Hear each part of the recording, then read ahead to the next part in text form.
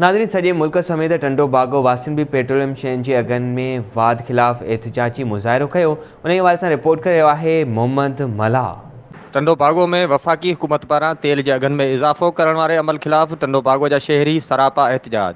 शहरीन पारां press club अॻियां तेल जी क़ीमतुनि खे रद्द कंदे एहतिजाजी मुज़ाहिरो कयो वियो, जिते शहरीन आवाज़ टीवी न्यूज़ सां ॻाल्हाईंदे चयो हिन वक़्तु पेट्रोल जूं जेके क़ीमतूं वधियूं आहिनि, उन्हनि एतिरी क़ीमतुनि वधाइण जे करे एतिरी महांगाई थी वई आहे जो हर माण्हू परेशान आहे।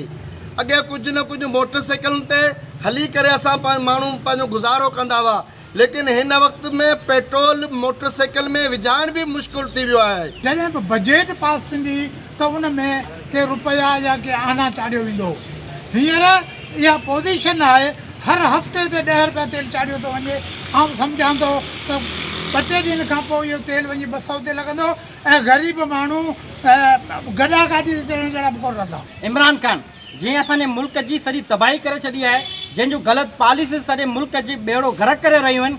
असांजो पेट्रोल महांगो थी चुको आहे, असांजी ॿियूं समूरियूं जेके ज़रूरत जूं शयूं आहिनि समूरियूं महांगियूं थी चुकियूं आहिनि। पेट्रोल अंसर आहे अहम, उन जे महांगे थियण जे करे दाल, गिहु, अटो हर शइ महांगी थिए थी। जेको मज़दूर कमाए थो 500 रुपया, उहो घर कीअं हलाए? हर शइ वधी रही आहे, नथी वधे सिर्फ़ु मज़दूर जी ॾियाड़ी। इन ते हुकूमतुनि खे सोचणु घुरिजे। महांगाई जो जेको जिन बेकाबू आहे, इन खे काबू में आणे रिलीफ ॾिनो वञे ग़रीब आवाम खे।